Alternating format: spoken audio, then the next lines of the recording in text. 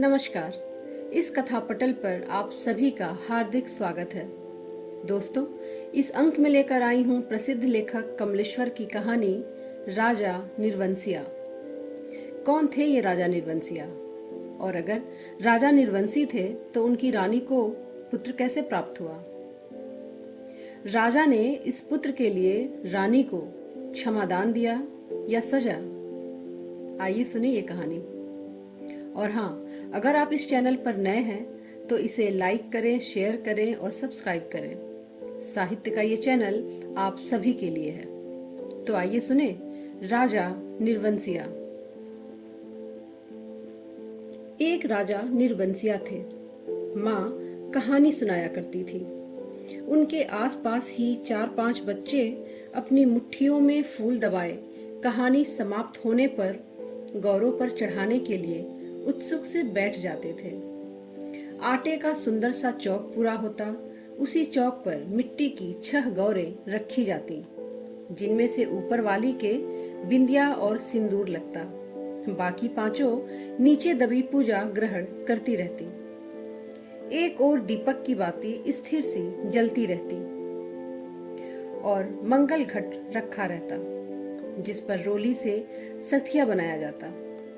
सभी बैठे बच्चों के मुख पर फूल चढ़ाने की उतावली की जगह कहानी सुनने की सहज स्थिरता उभर आती।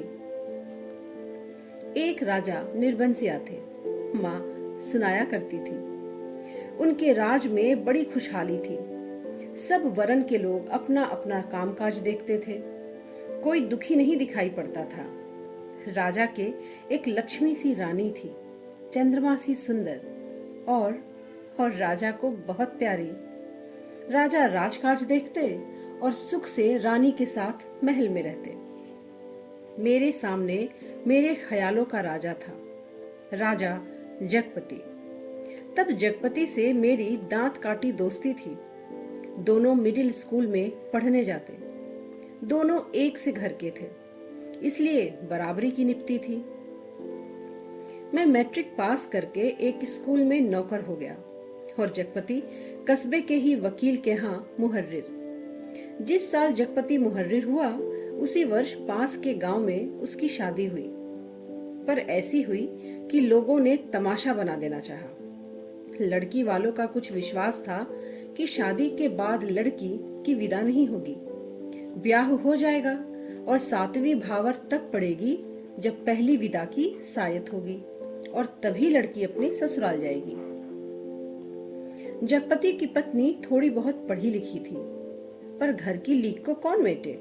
बारात बिना बहू के वापस आ गई और लड़के वालों ने तय कर लिया कि अब जगपति की शादी कहीं और कर दी जाएगी, चाहे कानी लूली से हो, पर वह लड़की अब घर में नहीं आएगी। लेकिन साल खत्म होते होते सब ठीक ठाक हो गया। लड़की वालों ने माफी मांग ली और जगपति की पत्नी अपनी ससुराल आ ही गई। जगपति को जैसे सब कुछ मिल गया और सास ने बहू की बलैया लेकर घर की चाबियां सौंप दी। गृहस्थी का ढंग चार समझा दिया। जगपति की माँ न जाने कब से आस लगाए बैठी थी। आराम की सांस ली। पूजा पाठ में समय कटने लगा। दोपहरिया दूसरे घरों के आंगन में बीतने लगी। पर सांस का रोग था उन्हें। सो एक दिन उन्होंने अपनी अंतिम घड़ियां गिनते हुए चंदा को पास बुलाकर समझाया था, बेटा, जगपति को बड़े लाड़ प्यार से पाला है। जब से तुम्हारे ससुर नहीं रहे, तब से इसके छोटे छोटे हट को पूरा करती रही हूँ। अब तुम ध्यान रखना। फिर रुककर उन्होंने कहा, जगपति किसी लायक हुआ तो रिश्तेदारों की आंखों में करकने लगा है। तुम्हारे बाप ने ब्याह के वक्त नादानी की, जो तुम्हें विदा नहीं किया। मेरे दुश्मन देवर जेठों को मौका मिल गया, तुमार खड़ा कर दिया कि अब विदा करवाना नाक कटवाना है। जगपति का ब्याह क्या हुआ, उन लोगों की छाती पर सांप लौट गया। सोचा घर की इज्जत रखने की आड़ लेकर रंग में भंग कर दे। बेटा, अब इस घर की लाज तुम्हारी लाज है। आज को तुम्हारे ससुर होते तो भला। कहते कहते माँ की आंखों में आंसू आ गए और वह जगपति की देखभाल उसे सौंपकर सदा के लिए मौन हो गई। एक अरमान उनके साथ ही चला गया कि जगपति की संतान को 4 बरस इंतजार करने के बाद भी वह उसे गोद में नहीं खिला पाई। और चंदा ने मन में सब्र कर लिया, यही सोचकर कि कुल देवता का अंश तो उसे जीवन भर पूजने को मिल गया है। घर में चारों तरफ जैसे उदारता बिखरी रहती, अपनापा बरसता रहता।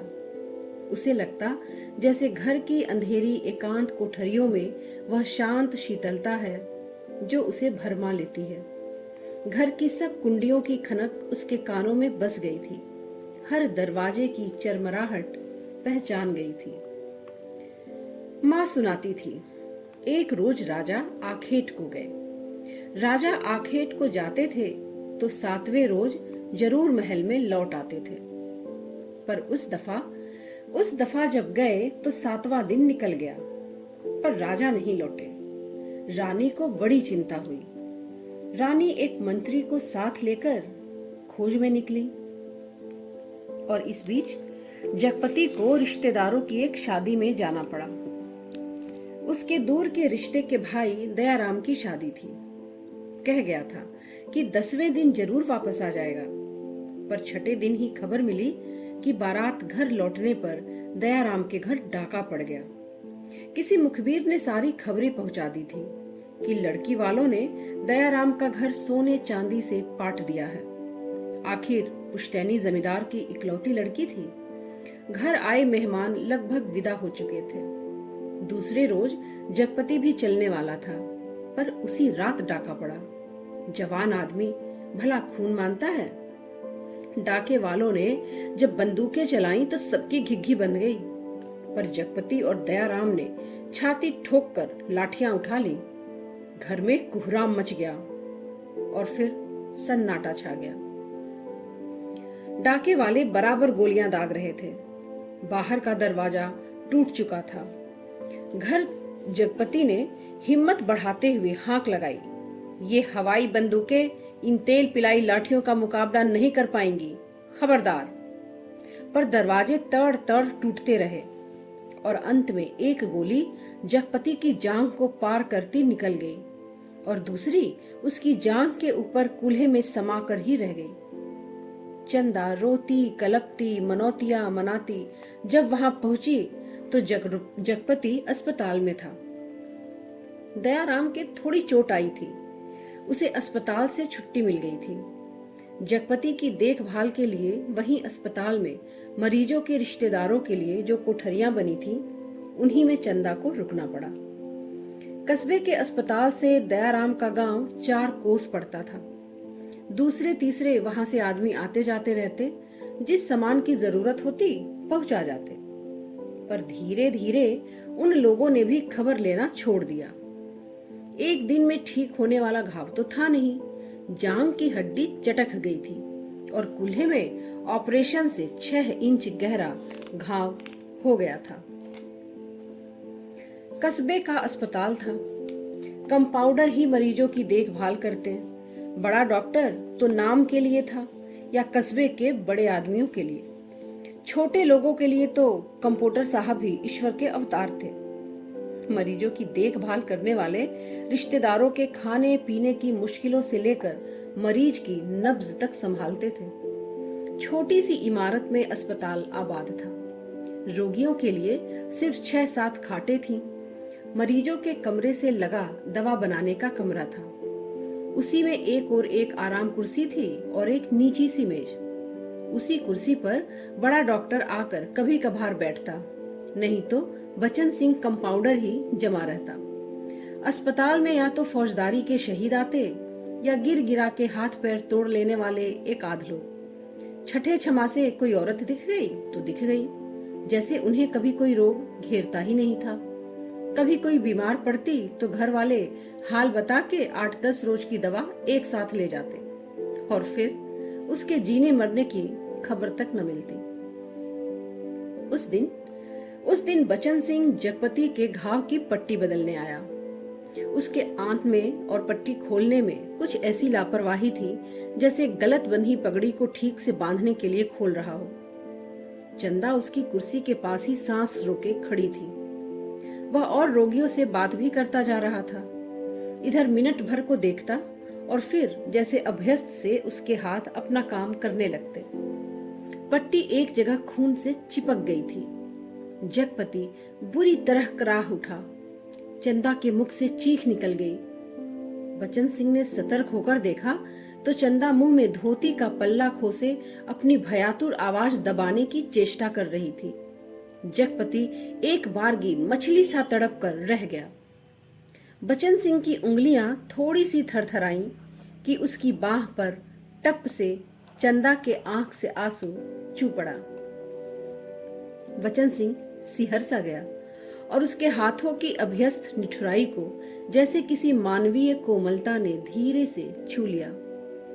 आहो कराहो दर्द भरी चीखों और चटकते शरीर के जिस वातावरण में रहते हुए भी वह बिल्कुल अलग रहता था, फोड़ों को पके आम सा दबा देता था, खाल को आलू सा छील देता था, उसके मन से जिस दर्द का एहसास उठ गया था वह उसे आज फिर हुआ और वह बच्चे की तरह फूक फूक कर पट्टी को नम करके खोलने लगा।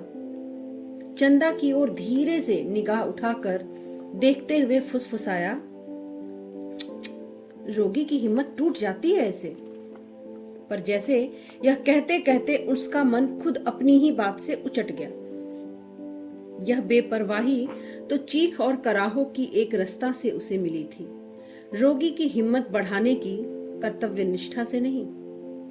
जब तक वह घाव की मरहम पट्टी करता रहा तब तक किन्हीं दो आंखों की करुणा उसे घेरे रही और हाथ धोते समय वह चंदा की उन चूड़ियों से भरी कलाइयों को बेझिझक देखता रहा जो अपनी खुशी उससे मांग रही थी। चंदा पानी डालती जा रही थी। वचन सिंह हाथ धोते धोते उसकी कलाइयों, हथेलियों और पैरों को देखता जा रहा था। दवा खाने की ओर जाते हुए उसने चंदा को हाथ के इशारे से बुलाकर कहा, दिल छोटा मत करना, जांग का घाव तो 10 रोज में भर जाएगा, कूल्हे का घाव कुछ दिन जरूर लेगा। अच्छी से अच्छी दवाई दूंगा। दवाइयां तो ऐसी है कि मुर्दे को चंगा कर दे, पर हमारे अस्पताल में नहीं आती। फिर भी चंदा ने पूछा, तो किसी दूसरे अस्पताल से नहीं आ सकती वो दवाइयां? आ तो सकती हैं, पर मरीज को अपना पैसा खर्च करना पड़ता है उसमें, बचन सिंह ने कहा। चंदा चुप रह गई तो वचन सिंह के मुंह से अनायास ही निकल पड़ा, किसी चीज की जरूरत हो तो मुझसे बताना, रही दवाइयां सो कहीं ना कहीं से इंतजाम करके ला दूंगा। महकमे से मंगाएंगे तो आते अवाते महीनों लग जाएंगे, शहर के डॉक्टर से मंगवा दूंगा। ताकत की दवाइयों की बड़ी जरूरत है उन्हें। अच्छा, देखा जाएगा। कहते कहते वह रुक गया। चंदा ने कृतज्ञता भरी नजरों से उसे देखा और उसे लगा जैसे आंधी में उड़ते पत्ते को कोई अटकाव मिल गया हो। आकर वह जगपति की खाट से लगकर बैठ गई, उसकी हथेली लेकर सहलाती रही, नाखूनों को अपने पोरों से दबाती रही। धीरे धीरे बाहर अंधेरा बढ़ चला। बचन सिंह तेल की एक लालटेन लाकर मरीजों के कमरे के एक कोने में रख गया। चंदा ने जगपति की कलाई दाबते दाबते धीरे से कहा, कंपाउंडर साहब कह रहे थे, और इतना कहकर वह जगपति का ध्यान आकृष्ट करने के लिए चुप हो गई। जगपति अनमने स्वर में बोला, क्या कह रहे थे? यही, कुछ ताकत की दवाइयां तुम्हारे लिए जरूरी है, मैं जानता हूं, पर देखो चंदा, चादर के बराबर ही पैर फैलाए जा सकते हैं। हमारी औकात उन दवाइयों की नहीं है। औकात आदमी की देखी जाती है, पैसे की तुम तो देखा जाएगा। कंपाउंडर साहब इंतजाम कर देंगे, उनसे कहूंगी मैं। नहीं चंदा, उधार खाते से मेरा इलाज नहीं होगा, चाहे 1 के 4 दिन लग जाएं। पर इसमें तो तुम नहीं जानती, कर्ज कोढ़ का रोग होता है। एक बार लगने से तन तो गलता ही है, मन भी रोगी हो जाता है। चंदा रुक गई। जगपति ने अपनी बात की टेक रखने के लिए दूसरी ओर मुंह घुमा लिया और तीसरे रोज जगपति के सिरहाने कई ताकत की दवाइयां रखी थी और चंदा की ठहरने वाली कोठरी में उसके लेटने के लिए एक खाट भी पहुंच गई। चंदा जब आई तो जगपति के चेहरे पर मानसिक पीड़ा की असंख्य रेखाएं उभरी थी, जैसे वह अपनी बीमारी से लड़ने के अलावा स्वयं अपनी आत्मा से लड़ रहा हो, चंदा की नादानी और स्नेह से उलझ रहा हो, और सबसे ऊपर सहायता करने वाले की दया से भी जूझ रहा हो। चंदा ने देखा तो जैसे वह यह सब सह नहीं पाई। उसके जी में आया कि कह दे, क्या आज तक तुमने कभी किसी से पैसे उधार लिए? नहीं ना, पर वह तो खुद तुमने लिए थे और तुम्हें मेरे सामने स्वीकार नहीं करना पड़ा था, इसलिए लेते झिझक नहीं लगी। पर आज मेरे सामने उसे स्वीकार करते समय तुम्हारा झूठा पौरुष तिल मिलाकर जाग पड़ा है। पर जगपति के मुख पर बिखरी हुई पीड़ा में जिस आदर्श की गहराई थी, वह चंदा के मन में चोर की तरह घुस गई और बड़ी स्वाभाविकता से उसने उसके माथे पर हाथ फेरते हुए कहा, ये दवाइयां किसी की मेहरबानी नहीं है, मैंने हाथ का कड़ा बेचने को दे दिया था, उसी से आई हैं। जगपति ने कहा, अच्छा, और मुझसे पूछा तक नहीं? कड़ा बेचने से तो अच्छा था वचन सिंह की दया ही ओढ़ ली जाती। उसे हल्का सा पछतावा भी था कि नाहक वह बड़ी बड़ी बातें कह जाता है, ज्ञानियों की तरह सीख दे देता है। और जब चंदा अंधेरा होते उठकर अपनी कोठरी में सोने के लिए जाने को हुई तो कहते कहते यह बात दबा गई कि वचन सिंह ने उसके लिए एक खाट का इंतजाम भी करा दिया। कमरे से निकली तो सीधी कोठरी में गई और हाथ का कड़ा लेकर सीधे दवाखाने की ओर चली गई, जहां वचन सिंह अकेला डॉक्टर की कुर्सी पर आराम से टांग फैलाए लैंप की पीली रोशनी में लेटा था। जगपति का व्यवहार चंदा को लग गया था, और वह यह भी कि क्यों वचन सिंह का एहसान अभी से लाद ले। पति के लिए जेवर की कितनी औकात है। वह बेधड़क दवाखाने में घुस गई। दिन की पहचान के कारण उसे कमरे की मेज कुर्सी और दवाओं की अलमारी की स्थिति का अनुमान था। वैसे कमरा अंधेरा ही था, क्योंकि लैंप की रोशनी केवल अपने वृत्त में अधिक प्रकाशवान होकर कोनों के अंधेरे को और घनीभूत कर रही थी। वचन सिंह ने चंदा को घुसते ही पहचान लिया, उठकर खड़ा हो गया। चंदा ने भीतर कदम तो रख दिया, पर सहसा सहम गई, जैसे वह किसी अंधेरे कुएं में अपने आप कूद पड़ी हो। ऐसा कुआं जो निरंतर पतला होता गया है और जिसमें पानी की गहराई पाताल की परतों तक चली गई हो, जिसमें पड़कर वह नीचे धंसती चली जा रही हो। नीचे अंधेरा, एकांत, घुटन, पाप। बचन सिंह अवाक ताकता रह गया और चंदा ऐसे वापस लौट पड़ी, जैसे किसी काले पिशाच के पंजों से मुक्ति मिली हो। वचन सिंह के सामने क्षण भर में सारी परिस्थिति कौंध गई और उसने वहीं से बहुत संयत आवाज में जबान को दबाते हुए, जैसे बड़ी धीमी आवाज में, चंदा।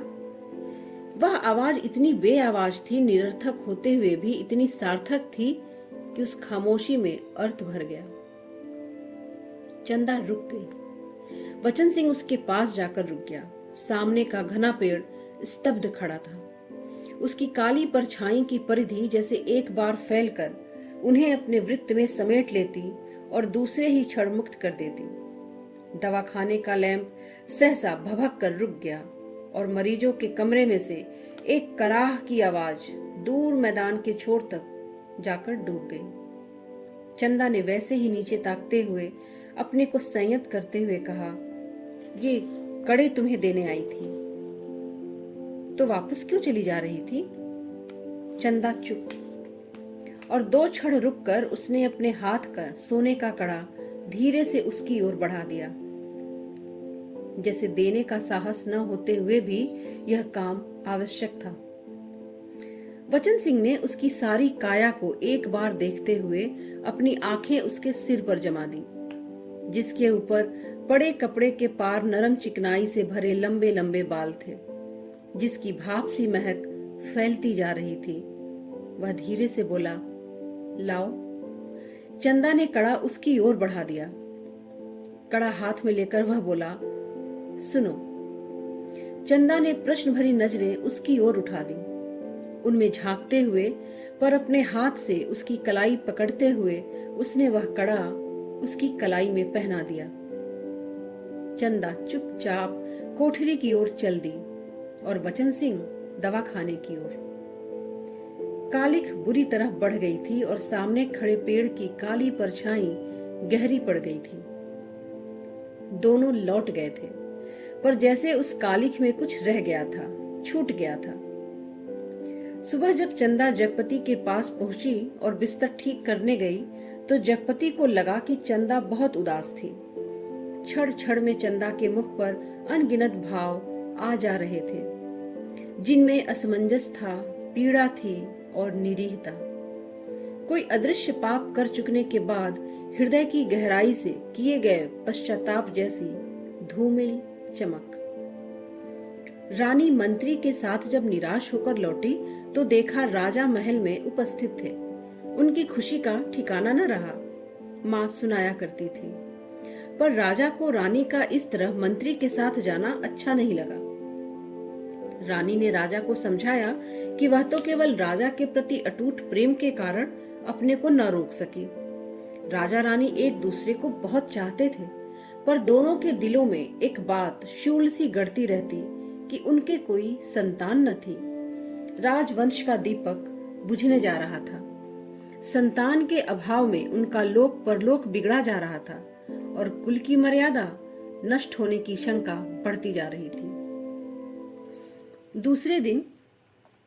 दूसरे दिन वचन सिंह ने मरीजों की मरहम पट्टी करते वक्त बताया था कि उसका तबादला मैनपुरी के सदर अस्पताल में हो गया है और वह परसों यहाँ से चला जाएगा। जगपति ने सुना तो उसे भला ही लगा। आए दिन रोग घेरे रहते हैं, बचन सिंह उसके शहर के अस्पताल में पहुंच रहा है तो कुछ मदद मिलती ही रहेगी। आखिर वह ठीक तो होगा ही, और फिर मैनपुरी के सिवा कहाँ जाएगा। पर दूसरे ही क्षण उसका दिल अथक भारीपन से भर गया। पता नहीं क्यों चंदा के अस्तित्व का ध्यान आते ही उसे इस सूचना में कुछ ऐसे नुकीले कांटे दिखाई देने लगे जो उसके शरीर में किसी भी समय चुभ सकते थे, जरा सा बेखबर होने पर बिंध सकते थे। और तब उसके सामने आदमी के अधिकार की लक्ष्मण रेखाएं धुएं की लकीर की तरह कांपकर मिटने लगी और मन में छिपे संदेह के राक्षस बाना बदल बदल योगी के रूप में घूमने लगे। और 15-20 रोज बाद जब जगपति की हालत सुधर गई तो चंदा उसे लेकर घर लौट आई। जगपति चलने फिरने लायक हो गया। घर का ताला जब खोला तब रात झुक आई थी और फिर उनकी गली में तो शाम से ही अंधेरा भरना शुरू हो जाता था। पर गली में आते ही उन्हें लगा जैसे कि वनवास काट कर राजधानी लौटे हों। नुक्कड़ पर ही जमुना सुनार की कोठरी में सुराही फिक रही थी, जिसके दराज दरवाजों से लालटेन की रोशनी की लकीर झांक रही थी और कच्ची तंबाकू का धुआं रूंधी गली के मुहाने पर बुरी तरह भर गया था। सामने ही मुंशी जी अपना खटिया के गड्ढे में कुप्पी के मध्यम प्रकाश में खसरा खतौनी बिछाए मशगूल थे। जब जगपति के घर का दरवाजा खड़का तो अंधेरे में उसकी चाची ने अपने जंगले से देखा और वहीं से बैठे बैठे अपने घर के भीतर ऐलान कर दिया, राजा नीरबंसिया अस्पताल से लौट आए, कलमा भी आई है। ये शब्द सुनकर घर के अंधेरे बरोठे में घुसते ही जगपति हाफ कर बैठ गया। झुंझलाकर चंदा से बोला, अंधेरे में क्या मेरे हाथ पैर तुड़वाओगी? भीतर जाकर लालटेन जला लाओ ना। तेल नहीं होगा इस वक्त, जरा ऐसे ही काम, तुम्हारे कभी कुछ नहीं होगा, न तेल न। कहते कहते जगपति एकदम चुप रह गया और चंदा को लगा कि आज पहली बार जगपति ने उसके व्यर्थ मातृत्व पर इतनी गहरी चोट कर दी, जिसकी गहराई की उसने कभी कल्पना भी न की थी। दोनों खामोश बिना एक बात किए अंदर चले गए। रात के बढ़ते सन्नाटे में दोनों के सामने दो बातें थी। जगपति के कान में जैसे कोई व्यंग से कह रहा था, राजा नीरबंसिया अस्पताल से लौट आए, और चंदा के दिल में यह बात चुभ रही थी, तुम्हारे कभी कुछ नहीं होगा। और सिसकती सिसकती चंदा न जाने कब सो गई, पर जगपति की आंखों में नींद न आई। खाट पर पड़े पड़े उसके चारों ओर एक मोहक भयावना सा जाल फैल गया। लेटे लेटे उसे लगा जैसे उसका स्वयं का आकार बहुत क्षीण होता होता बिंदु सा रह गया और बड़ी तेजी से सारा कमरा एक बारगी चक्कर काट गया। फिर सब धीरे धीरे स्थिर होने लगा। उसकी सांसें ठीक होती जान पड़ी। फिर जैसे बहुत कोशिश करने पर घिघी बंध जाने के बाद उसकी आवाज फूटी, चंदा। चंदा की नरम सांसों की हल्की सरसराहट कमरे में जान डालने लगी। जगपति अपनी पार्टी का सहारा लेकर झुका। कांपते पैर उसने जमीन पर रखे और चंदा की खाट के पाए से सिर टिकाकर बैठ गया। उसे लगा जैसे चंदा की इन सांसों की आवाज में जीवन का संगीत गूंज रहा है। वह उठा और चंदा के मुख पर झुक गया। उस अंधेरे में आंखें गड़ाए गड़ाए जैसे बहुत देर बाद स्वयं चंदा के मुख पर आभा फूटकर अपने आप बिखरने लगी। उसके नक्श उज्जवल हो उठे और जगपति की आंखों को ज्योति मिल गई। वह मुग्ध सा ताकता रहा। चंदा के बिखरे बाल, जिनमें हाल के जन्मे बच्चे के गबुआरे बालों की सी महक, दूध की कचआइंद, शरीर के रस की सी मिठास और स्नेह सी चिकनाहट, और वह माथा जिस पर बालों के पास तमाम छोटे छोटे नरम रम से रोए रेशम से, और उस पर कभी लगाई गई सिंदूर की बिंदी का हल्का मिटा हुआ सा आभास, और उसकी मासूम सी कांटों की तरह बरौनियां सांस में घुलकर आती हुई वह आत्मा की निष्कपट आवाज की लय, फूल की पंखुड़ी से पतले पतले होठ, उन पर पड़ी रेखाएं जिनमें सिर्फ दूध सी महक। उसकी आंखों के सामने ममता सी छा गई, केवल ममता, और उसके मुख से अस्फुट शब्द निकल गया, बच्ची। डरते डरते उसके बालों की एक लट को बड़े जतन से उसने हथेली पर रखा और उंगली से उस पर लकीरें खींचने लगा। उसे लगा जैसे कोई शिशु उसके अंक में आने के लिए छटपटाकर निराश होकर सो गया हो। उसने दोनों हथेलियों को पसार कर उसके सिर को अपनी सीमा में भर लेना चाहा कि कोई कठोर चीज उनकी उंगलियों से टकराई। वह जैसे होश में आया हो। बड़े सहारे से उसने चंदा के सिर के नीचे टटोला। एक रुमाल में बंधा कुछ उसके हाथ में आ गया। अपने को संयत करता वहीं जमीन पर बैठ गया। उसी अंधेरे में उस रुमाल को खोला तो जैसे सांप सूंघ गया। चंदा के हाथ के दोनों सोने के कड़े उसमें लिपटे थे, और तब उसके सामने सब सृष्टि धीरे धीरे टुकड़े होकर बिखरने लगी। ये कड़े तो चंदा बेचकर उसका इलाज करा रही थी। वे सब दवाइयां और ताकत के टॉनिक। उसने तो कहा था ये दवाइयां किसी की मेहरबानी नहीं है, मैंने हाथ के कड़े बेचने को दिए थे। पर उसका गला बुरी तरह सूख गया, जबान जैसे तालू से चिपक कर रह गई। उसने चाहा कि चंदा को झकझोर कर उठाए, पर शरीर की शक्ति बह सी गई थी। रक्त पानी हो गया था।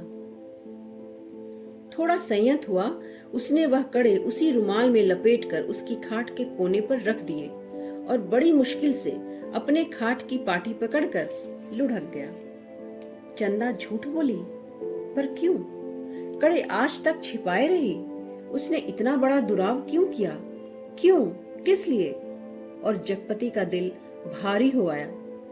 उसे फिर लगा उसका शरीर सिमटता जा रहा है। उस रात के बाद रोज जगपति सोचता रहा कि चंदा से कड़े मांग कर बेच ले और कोई छोटा मोटा कारोबार ही शुरू कर दे, क्योंकि नौकरी छूट चुकी थी। पर जब चंदा सामने आती तो न जाने कैसी असहाय सी उसकी अवस्था हो जाती। उसे लगता जैसे कड़े मांग कर वह चंदा से पत्नित्व का पद भी छीन लेगा। मातृत्व तो भगवान ने छीन ही लिया। वह सोचता आखिर चंदा क्या रह जाएगी। एक स्त्री से उसका पत्नित्व और मातृत्व छीन लिया गया तो उसके जीवन की सार्थकता ही क्या? चंदा के साथ वह यह अन्याय कैसे करे? उससे दूसरी आंख की रोशनी कैसे मांग ले? फिर तो वह नितांत अंधी हो जाएगी और उन कड़ों को मांगने के पीछे जिस इतिहास की आत्मा नंगी हो जाएगी, कैसे वह उस लज्जा को स्वयं ही उधार कर ढांप पाएगा? और वह इन्हीं ख्यालों में डूबा सुबह से शाम तक इधर उधर काम की टोह में घूमता रहता। किसी से उधार ले ले, पर किस संपत्ति पर? क्या है उसके पास जिसके आधार पर कोई उसे कुछ देगा?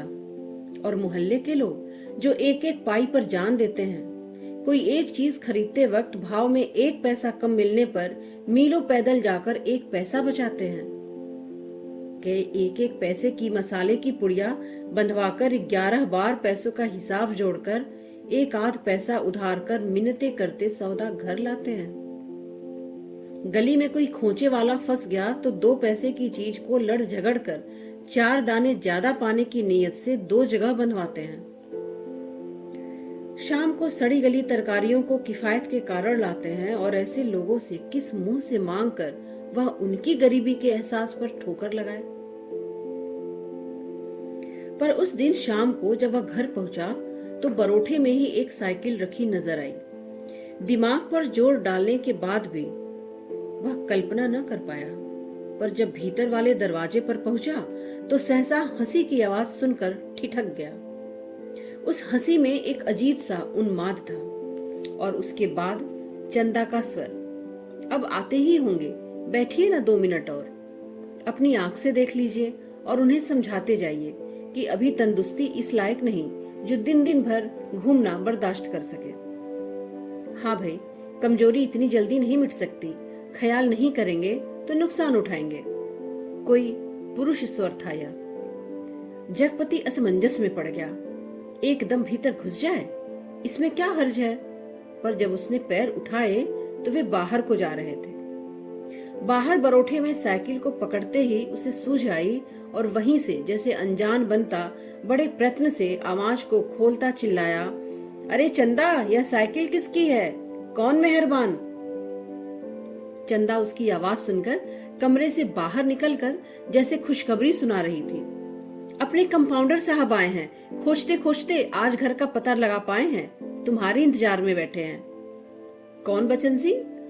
अच्छा अच्छा, वही तो मैं कहूँ, कहता जगपति पास पहुंचा और बातों में इस तरह उलझ गया जैसे सारी परिस्थिति उसने स्वीकार कर ली हो। बचन सिंह जब फिर जाने की बात कहकर चला गया तो चंदा ने बहुत अपनेपन से जगपति के सामने बात शुरू की। जाने कैसे कैसे आदमी होते हैं। जगपति ने पूछा, क्यों, क्या हुआ, कैसे होते हैं आदमी? इतनी छोटी जान पहचान में तुम मर्दों के घर में न रहते घुसकर बैठ सकते हो, तुम तो उल्टे पैरों लौट जाओगे, चंदा कहकर जगपति के मुख पर कुछ इच्छित प्रतिक्रिया देखने के लिए गहरी निगाहों से ताकने लगी।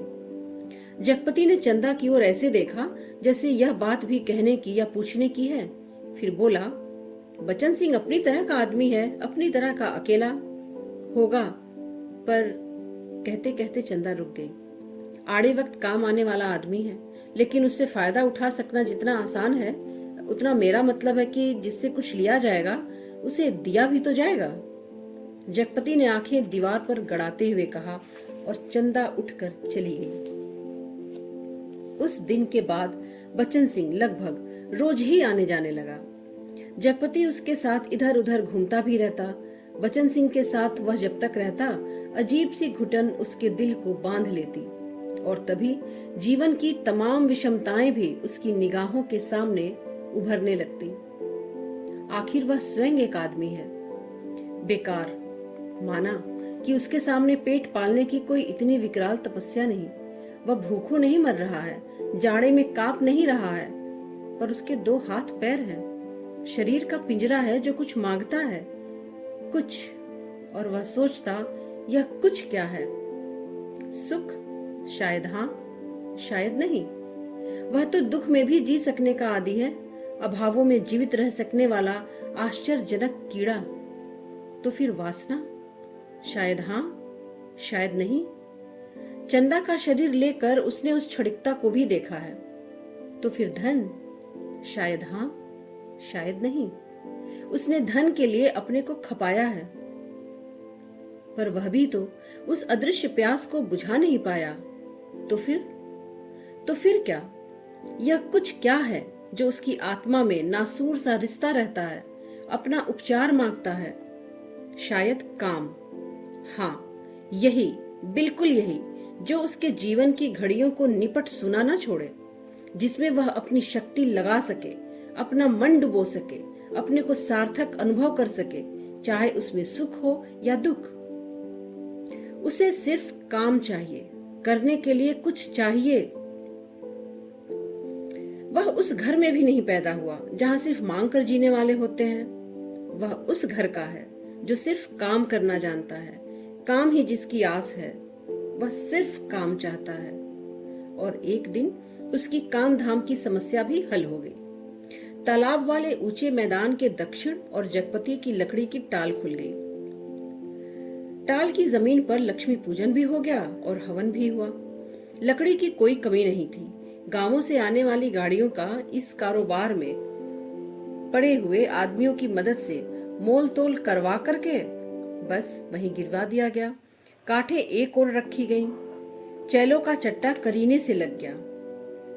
2-3 गाड़ियों का सौदा करके टाल चालू कर दी गई। भविष्य में स्वयं पेड़ खरीद कर कटाने का तय किया गया। वह कामदार तो था, लेकिन जब टाल की उस ऊंची जमीन पर पड़े छप्पर के नीचे तख्त पर वह गल्ला रखकर बैठता, सामने लगे लकड़ियों के ढेर, कटे हुए पेड़ों के तने, जड़ों को लुढ़का हुआ देखता, तो एक निरीहता बरबस उसके दिल को बांधने लगती। और तब उसकी निगाहें सामने खड़े तार पर अटक जाती, जिसके बड़े बड़े पत्तों पर सुर्ख गर्दन वाले गिद्ध पर फड़फड़ाकर देर तक खामोश बैठे रहते। दोपहर सिमटती और शाम की धुंध छाने लगती तो वह लालटेन जलाकर छप्पर के खंभे की कील में गाड़ देता, और उसके थोड़ी ही देर बाद अस्पताल वाली सड़क से बचन सिंह एक काले धब्बे की तरह आता दिखाई देता। गहरे पड़ते अंधेरे में उसका आकार धीरे धीरे बढ़ता जाता, और जगपति के सामने जब वह आकर खड़ा होता तो वह उसे बहुत विशाल सा लगने लगता, जिसके सामने उसे अपना अस्तित्व डूबता महसूस होता। बचन सिंह बोलता जाता, क्या तरकारी बनी है? मसाला ऐसा पड़ा है कि उसकी भी बहार है, और तरकारी का स्वाद भी नहीं मरा। होटलों में या तो मसाला ही मसाला या सिर्फ तरकारी ही तरकारी। वाह वाह, क्या बात है अंदाज की। और चंदा बीच बीच में टोक कर बोलती जाती, इन्हें तो जब तक दाल में से प्याज का भुना घी न मिले तब तक पेट ही नहीं भरता। या सिरका अगर इन्हें मिल जाए तो समझो सब कुछ मिल गया। पहले मुझे सिरका न जाने कैसा लगता था, पर अब तो ऐसा जबान पर चढ़ा है। या इन्हें कागज सी पतली रोटी पसंद ही नहीं आती। अब मुझसे कोई पतली रोटी बनाने को कहे तो बनती ही नहीं, आदत पड़ गई है। पर चंदा की आंखें बचन सिंह की थाली पर ही जमी रहती। रोटी निपटी तो रोटी परोस दी, दाल खत्म नहीं हुई, एक चमचा और परोस दिया। और जगपति सिर झुकाए खाता रहता। सिर्फ एक गिलास पानी मांगता तो चंदा चौंक कर पानी देने के पहले कहती, अरे तुमने तो कुछ लिया ही नहीं। कहते कहते पानी दे देती, और तब उसके दिल पर गहरी सी चोट लगती। न जाने क्यों वह खामोशी की चोट उसे बड़ी पीड़ा दे जाती, पर वह अपने को समझा लेती, कोई मेहमान तो नहीं है, मांग सकते थे, भूख नहीं होगी। जगपति खाना खाकर टाल पर लेटने चला जाता, क्योंकि अभी तक कोई चौकीदार नहीं मिला था।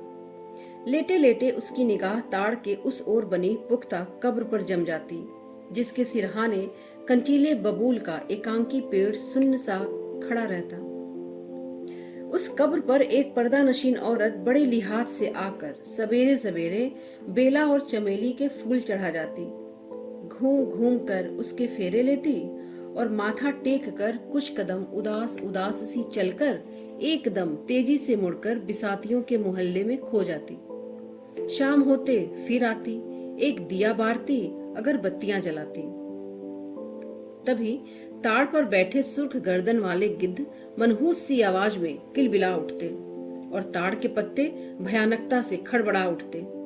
जगपति का बदन कांप जाता, और भटकती रूह जिंदा रह सकने के लिए जैसे कब्र की ईंटों में बबूल के साए तले दुबक जाती। जगपति अपनी टांगों को पेट से भींचकर कंबल में मुंह छिपा औंधा लेट जाता। तड़के ही ठेके पर लगे लकड़हारे लकड़ी चीरने आ जाते। तब जगपति कंबल लपेट घर की ओर चला जाता। राजा रोज सवेरे टहलने जाते थे। माँ सुनाया करती थी। एक दिन जैसे ही महल के बाहर निकलकर आए कि सड़क पर झाड़ू लगाने वाली मेहतरानी उन्हें देखते ही अपना झाड़ू पंजा पटक कर माथा पीटने लगी और कहने लगी, हाय राम, आज राजा निर्बंसिया का मुंह देखा है। न जाने रोटी भी नसीब होगी कि नहीं, न जाने कौन सी विपत टूट पड़े। राजा को इतना दुख हुआ कि उल्टे पैरों महल को लौट गए। मंत्री को हुक्म दिया कि मेहतरानी का घर नाद से भर दे और सब राजसी वस्त्र उतार राजा उसी क्षण जंगल की ओर चले गए। उसी रात रानी को सपना हुआ कि कल की रात तेरी मनोकामना पूरी होने वाली है। रानी बहुत पछता रही थी, पर फौरन ही रानी राजा को खोजती खोजती उस सराय में पहुंच गई जहां वह टिके हुए थे। रानी भेष बदलकर सेवा करने वाली भटियारिन बनकर राजा के पास रात में पहुंची। रात भर उसके साथ रही और सुबह राजा के जागने से पहले सराय छोड़ महल में लौट गई। राजा सुबह उठकर दूसरे देश की ओर चले गए। 2 ही दिनों में राजा के निकल जाने की खबर पूरे राजभर में फैल गई। राजा निकल गए, राजा निकल गए, चारों तरफ यही खबर। और उस दिन टोले मोहल्ले के हर आंगन में बरसात के मेंढ की तरह यह खबर फैल गई कि चंदा के बाल बच्चा होने वाला है। नुक्कड़ पर जमुना सुनार की कोठरी में फिंकती सुरही रुक गई। मुंशी जी ने अपना मिजान लगाना छोड़ विस्फारित नेत्रों से ताक कर खबर सुनी। बंसी किराने वाले ने कुएं में आधी गई रस्सी खींच डोला मन पर पटक कर सुना। सुदर्शन दर्जी ने मशीन के पहिए को हथेली से रगड़कर रोक कर सुना।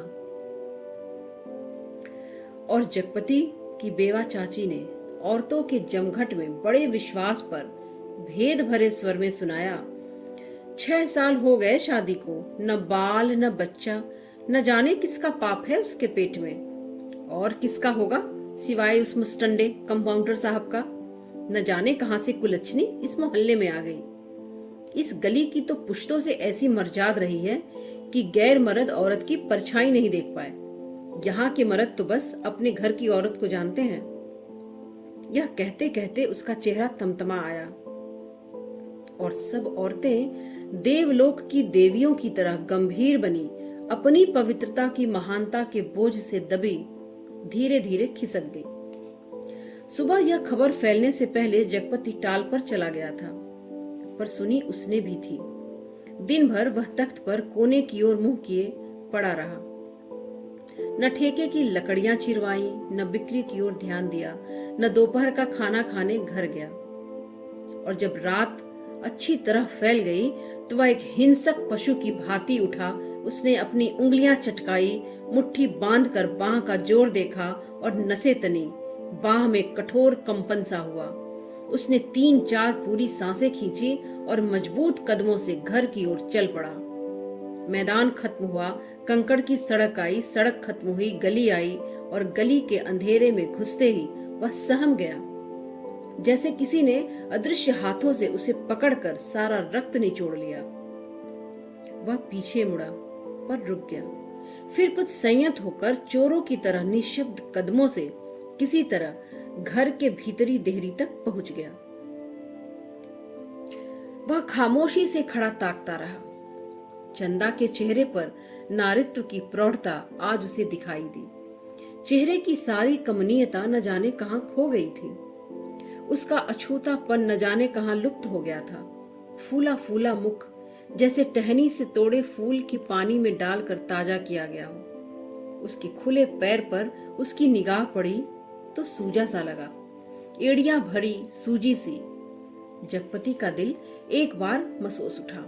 उसने चाहा कि बढ़कर उसे उठा ले, अपने हाथों से उसका पूरा शरीर छू छू कर उसका सारा कलुष पोंछ दे, अपनी सांसों की अग्नि में तपाकर एक बार फिर उसे पवित्र कर ले और उसकी आंखों की गहराई में झांक कर कहे, देवलोक से किस शापवश निर्वासित तुम इधर आ गई चंदा।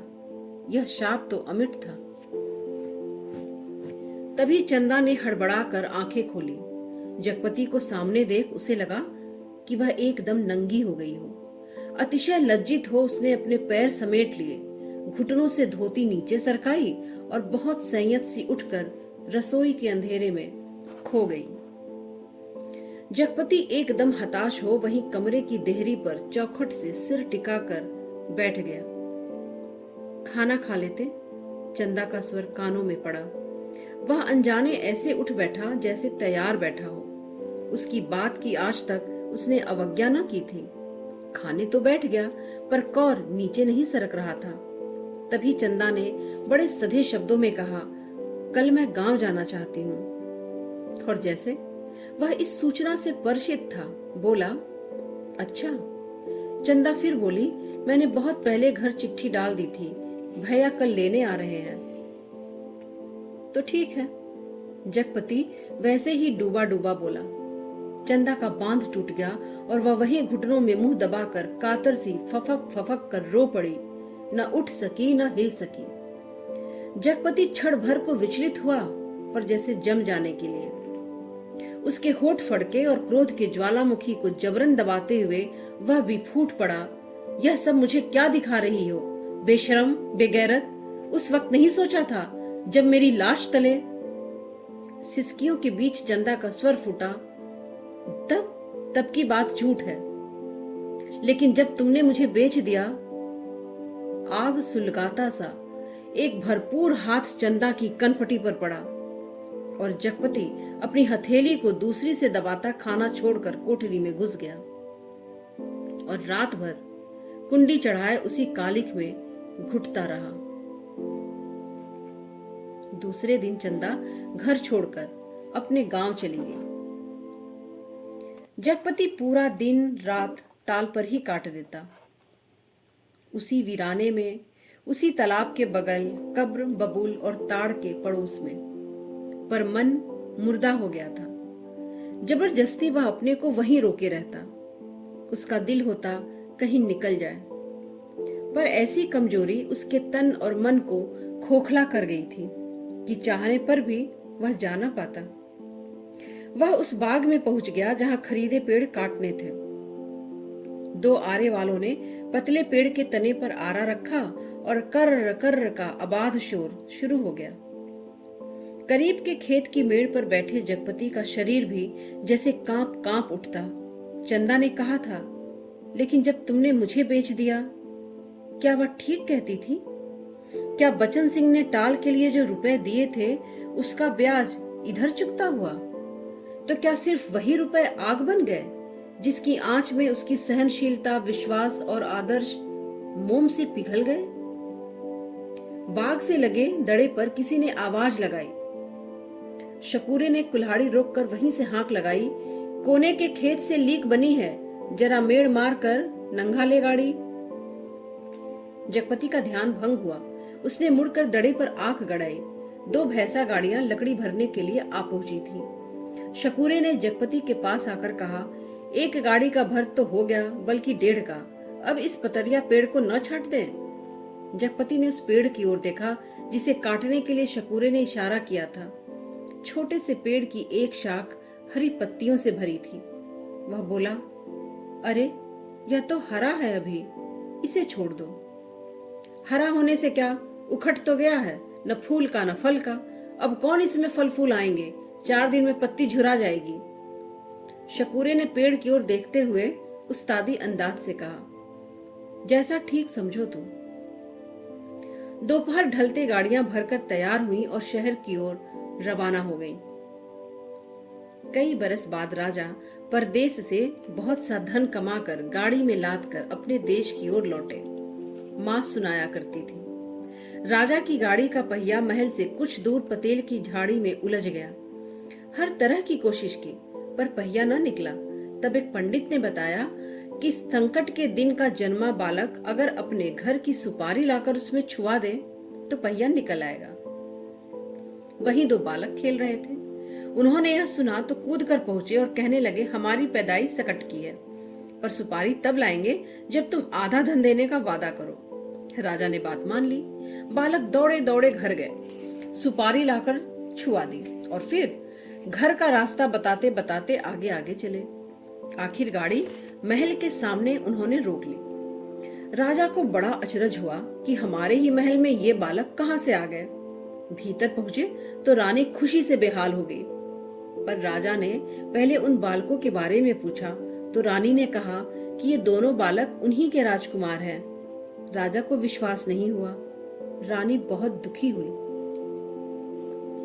गाड़ियां जब टाल पर आकर लगीं और जगपति तखत पर हाथ पैर ढीले करके बैठ गया तो पगडंडी से गुजरते मुंशी जी ने उसके पास आकर बताया, अभी उस दिन वसूली में तुम्हारी ससुराल के नजदीक एक गांव में जाना हुआ तो पता चला कि 15-20 दिन हुए चंदा के लड़का हुआ है।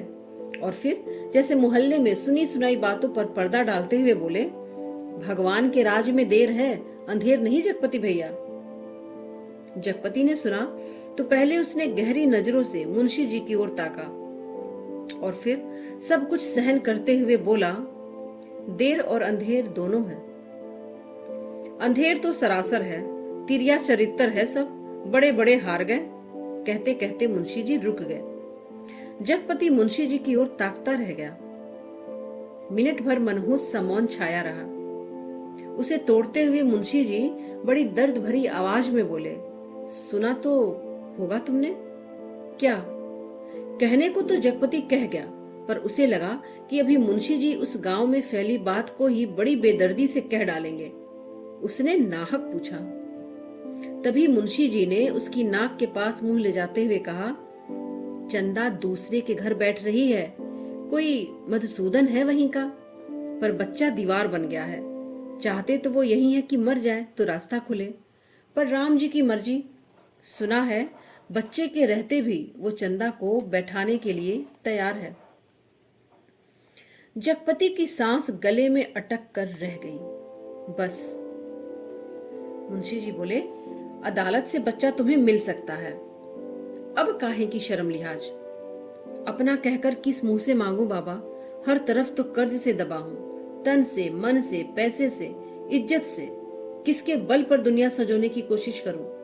और कहते कहते वह अपने में खो गया। मुंशी जी वहीं बैठ गए और जब रात झुक आई तो जगपति के साथ ही मुंशी जी भी उठे। उसके कंधे पर हाथ रखे वह उसे गली तक लाए। यह गर्दन झुकाए गली के अंधेरे में उन्हीं ख्यालों में डूबा ऐसे चला आया जैसे कुछ हुआ ही न हो। पर कुछ ऐसा बोझ था जो न सोचने देता था न समझने। और जब चाची की बैठक के पास से गुजरने लगा तो सहसा उसके कानों में भनक पड़ी, आ गए सत्यानाशी कुलबोरन। उसने जरा नजर उठाकर देखा तो गली की चाची भौजाइयां बैठक में जमा थीं और चंदा की ही चर्चा छिड़ी थी। वह चुपचाप निकल गया। इतने दिनों बाद ताला खोला और बरोठे के अंधेरे में कुछ सूझ न पड़ा तो एकाएक यह रात उसकी आंखों के सामने घूम गई। वह रात जब वह अस्पताल से चंदा के साथ लौटा था, बेवा चाची का जहर बुझा तीर राजा निर्बंसिया अस्पताल से लौट आए और आज सत्यानाशी कुलबोरन और स्वयं उसका वह वाक्य जो चंदा को छेद गया था, तुम्हारे कभी कुछ न होगा। चंदा के लड़का हुआ है, वह कुछ और जनती, आदमी का बच्चा न जनती, कुछ और जनती, कंकड़ पत्थर। वह नारी न बनती, बच्ची ही बनी रहती, उस रात की शिशु चंदा। पर चंदा यह सब क्या करने जा रही है? उसके जीते जी वह दूसरे के घर बैठने जा रही है।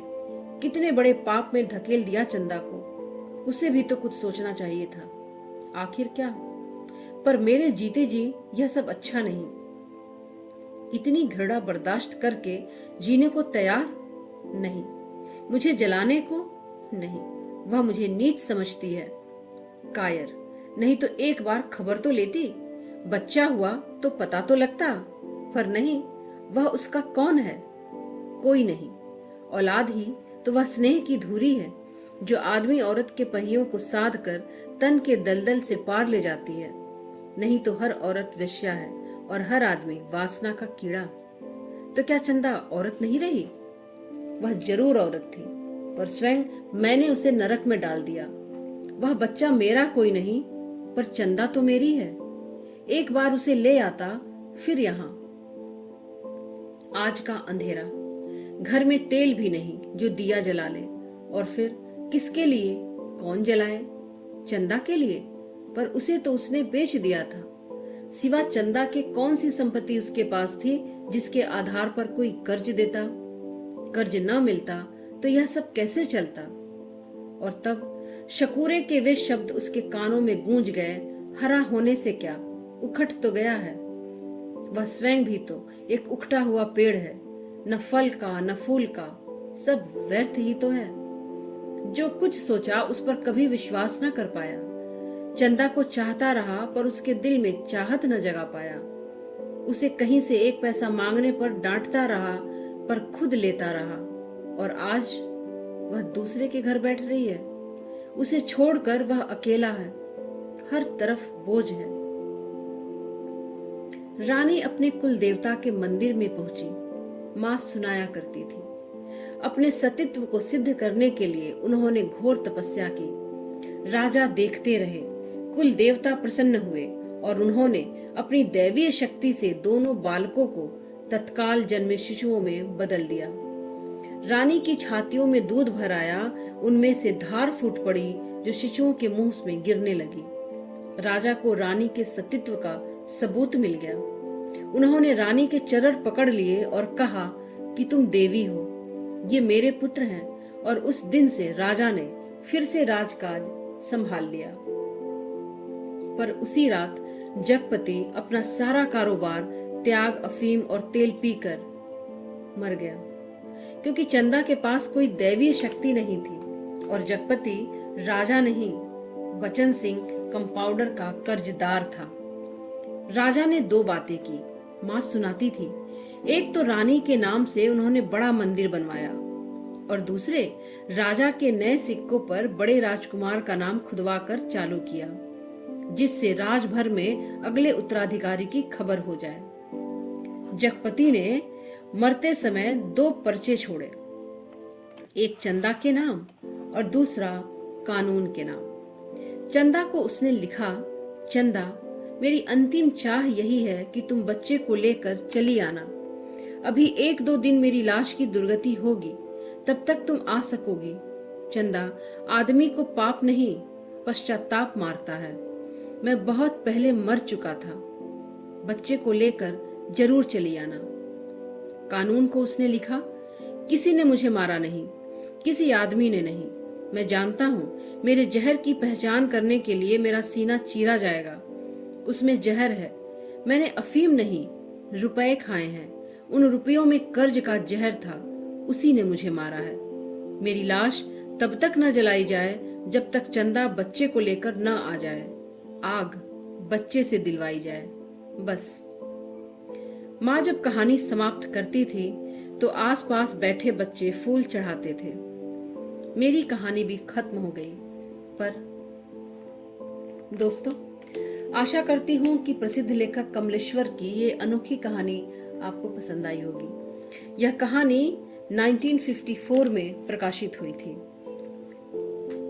कहानी सुनने के लिए, अपना कीमती समय निकालने के लिए आप सभी का दिल से बहुत बहुत शुक्रिया। नमस्कार।